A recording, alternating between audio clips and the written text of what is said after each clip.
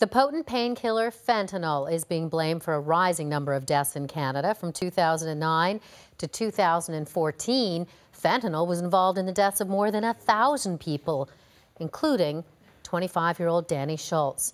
Danny died after he overdosed in 2014. His family suspects he didn't even know the drug he injected with was laced with fentanyl. Danny's mom, Petra Schulz, is a member of Mums DU, a group dedicated to fighting addiction. She joins us from Main Island, BC. Thank you for your time this morning. Good morning. Good morning. You know, given the fact that these new statistics are out, that people are really shining a light and really, you know, it's a call to action because of this report. Did this surprise you to hear about how many deaths in Canada due to fentanyl? Sadly, it does not. I had hoped that the situation would get better since our son passed away, because there has been more publicity. But what we haven't really done is changed how we help people who struggle with addictions. And as long as we don't make any changes there, I'm afraid the numbers will continue to rise, which is very, very disheartening for parents like us who have lost a child this way, and really hope that other people don't have to go through this experience. Through your tragedy, somehow you managed to find the strength and the courage to get involved in this organization that you have now. When you talk about, you know, we need to make the changes to save lives, what kinds of changes? What our group wants to focus on, a lot of the times when we speak about drugs of addiction or dangerous drugs such as fentanyl, the message is don't do it, which indeed is an important message for those, especially young individuals who have not become involved with drugs. However, when a person is addicted, other measures need to take place, and the basic focus is harm reduction and keeping the person safe until they can find the right kind of help. And what harm reduction involves is, for example, in Vancouver, just across the here from us, is inside a consumption site where nobody has died of an overdose since they opened their doors in 2003. However, since they opened in 2003, which is now 12 years, it's still the only safe consumption site in all of Canada.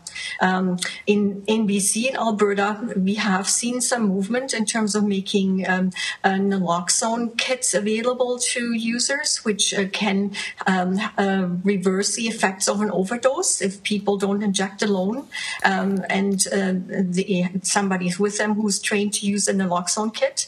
That can help. So there are some changes happening there with making that available.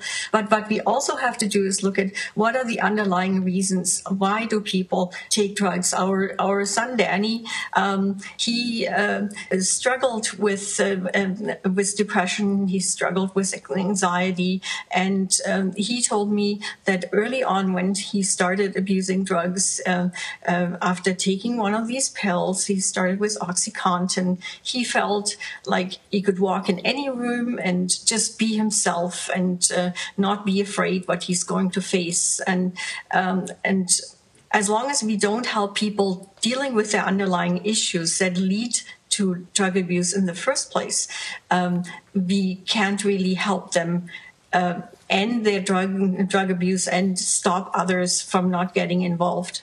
So those are things that our group focuses on. So thinking of, you know, your son and through the tragedy,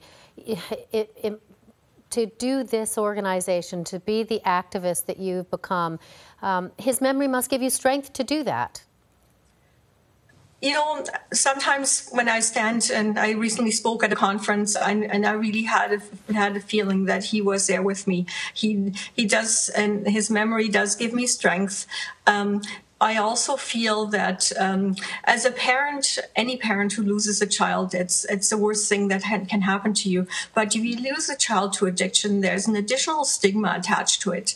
And people don't even want to openly express a lot of the time how their child died. And we just felt that while we were sad about the fact in which Danny died, we are not ashamed of of him or what he did or who he was. He had very proud moments. He was a talented young chef who had a bright career ahead of him.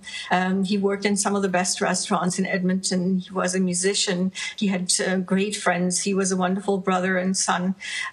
So there are many things we're proud of, and we feel as long as we treat addiction as something that we have to be ashamed of, people will be too afraid to come out and seek help. It's the same situation as with mental health issues.